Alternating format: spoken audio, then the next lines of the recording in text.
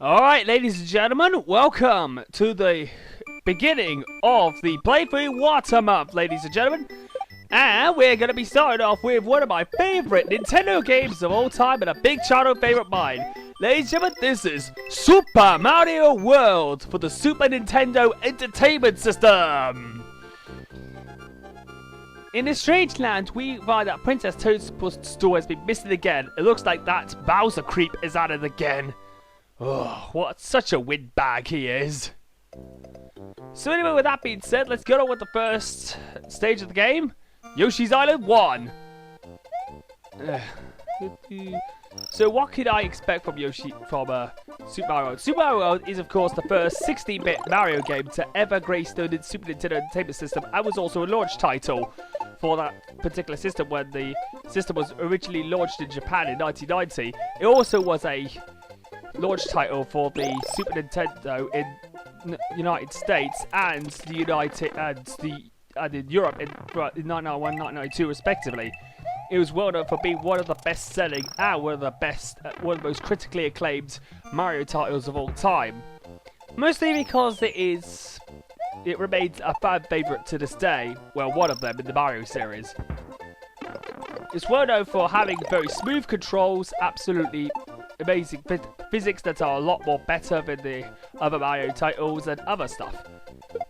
As you can probably tell, we are in Dinosaur Land, and unfortunately Peach has gone missing again.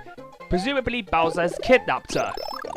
So what Mario and Luigi, well in two-player mode anyway, wants to do is to try and stop Bowser from dominating the land once again, like what he tried to do with, of course, the Mushroom Kingdom. And he's got his 7 Koopalings with him. We'll see that when we get to their castles, well, the first one in this world anyway. As I say this right now, I've already done the first level, and honestly, it's an absolutely brilliant game. I do think it's one of my favourites in the Mario series.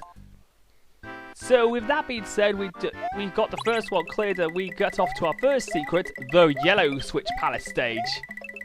Oh and yes, ladies and gentlemen, the Switch Palace stages are required in order to progress quite well in the stages. The reason being is because there are certain stages that have these kind of lined blocks and in order to turn them into blocks, you have the lined squares into blocks. You have to push those Switch Palace stages, which automatically means the Switch Palace stages will automatically be locked out.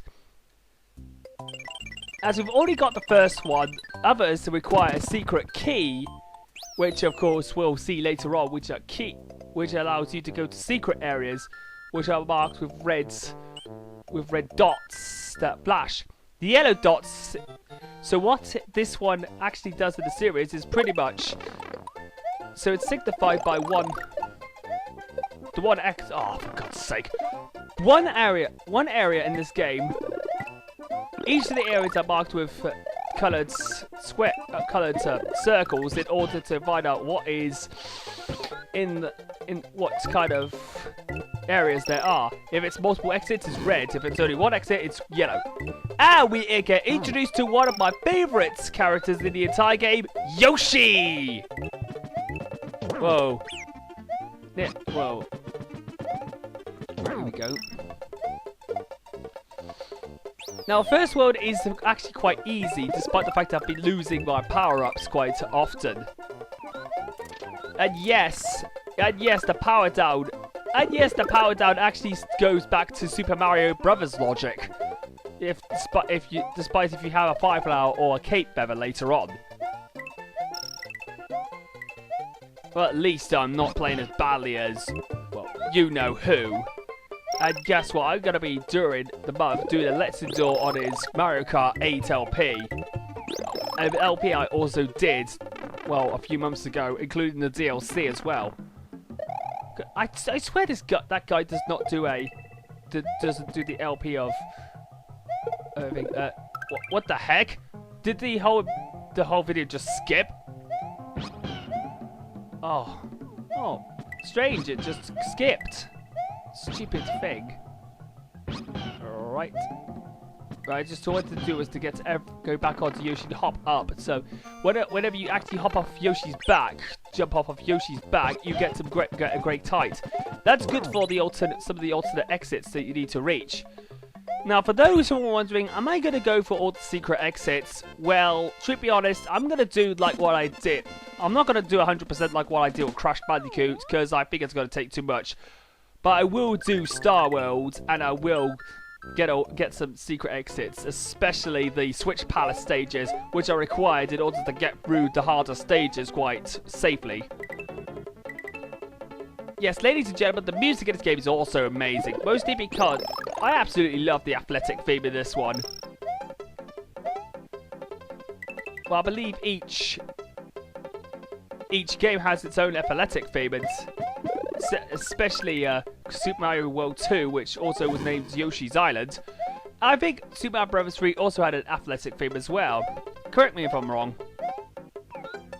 So, of course, Yoshi, well, considering that what Yoshi does is that he actually has these kind of power-ups. That's signified by 4 coloured Koopa troopers. There are Koopa troopers that have signified by each colour, the Koopas actually have 4 attributes. Green are firing off projectiles. Red is fire. Yellow is, of course, a earthquake attack, which will definitely devastate any enemies nearby. And of course, the blue one is definitely the best one of the game, even though it's the colour of Tori flying abilities. But you have to, but of course, both the earthquake and the flying has limited amounts before Yoshi swallows up the Koopas. What I have to do is to spit out and get another shell. So we've got 22 star points. I've done level 3 now. So far, so good. And I haven't even lost, even though I've lost some power-ups in the past level a few times, I haven't even lost 1 life yet. Oh.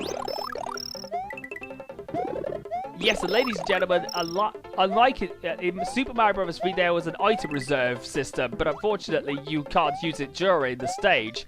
However, whenever you do but in this game, this was actually fixed, so you can actually get an item. You can actually use an item whenever you see fit, or if you already get hit once. And like I said, the power down actually works like what it did in Super Mario Bros. Because if you get hit, you don't go down to back down to Super Mario. If you have Fire Flower, you go back down to normal Mario. So you've got to do is to. So all you got to do is to pretty much. However, the power down to Super Mario actually only happens in the Game Boy Advance port. Super Mario Advance 2. Wait a minute, did the music just go back on again? Just do twice.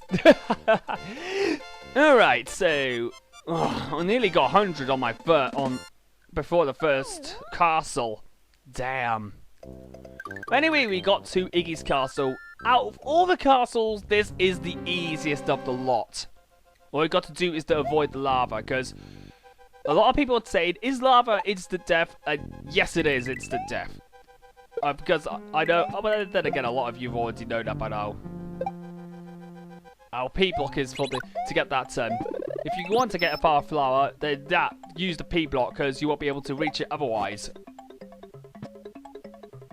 But then again, it was a bit redundant, considering the other 4 blocks actually are kind of. The other 4 blocks actually are. What can I say? I'm not really having a good train of thought really here, because all the other 4 blocks have coins. The Fire Flower is only in the middle one, so that is a bit redundant. Well, that's a bit redundant considering I have both a Fire Flower in my reserve, as well as still Fire Flower Mario.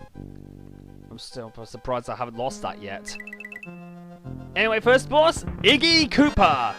Oh god.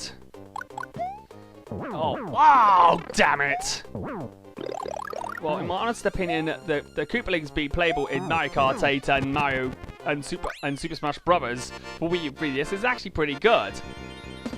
And I just completely got rid of Iggy. He is an absolute easy pushover. But trust me, wait until I get to the rest of the Koopalings. Some of them are going to be harder later on, but some of them are quite easier than others. And of course, after defeating each of the Koopalings, you actually get a cutscene destroying their respective castle. But that doesn't happen to the fortresses because, well, I kind of think that it was limited down to limitations, but definitely it was something to do with rescuing an egg, one of Yoshi's many friends. Now we move on to the next area of the game, Donut Plains. And this is the first world to introduce us to multiple exits. And of course, this is the one where... can I go it? Yes, I can. This is the one that introduces us to this power-up, which is one of my favorites in the series, the Cape Lever. And trust me, you'll see me abusing this power-up a lot. You'll be seeing me abuse this power-up a lot. And trust me, all you got to do is to get a good run up, and you can fly. You can also fly with Yoshi, but you cannot do the rebounds thing with it. With whilst riding on Yoshi. Oh god damn it! I do like the overworld theme though.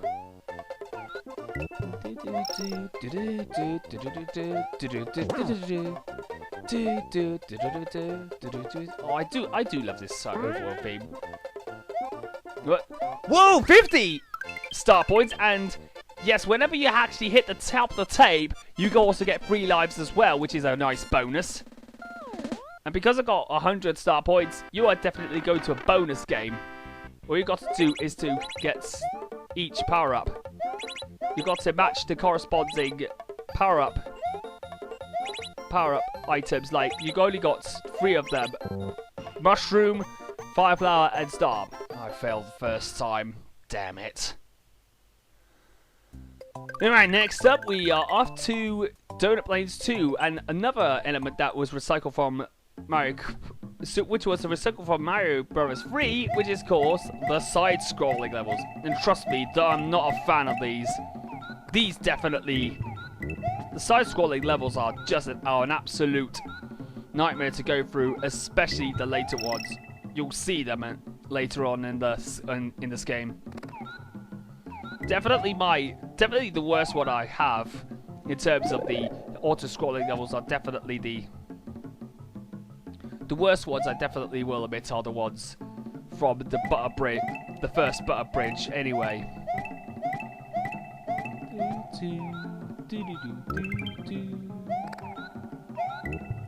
And like all the bonus exits, I'm not gonna go for all the. Oh, come on, is it up there? No, it's not.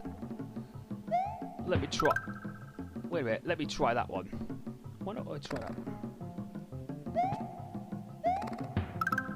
Oh, sorry, Yoshi. I had to ditch you. Because if I didn't, I might have got my first death. Gotten crushed by the screen.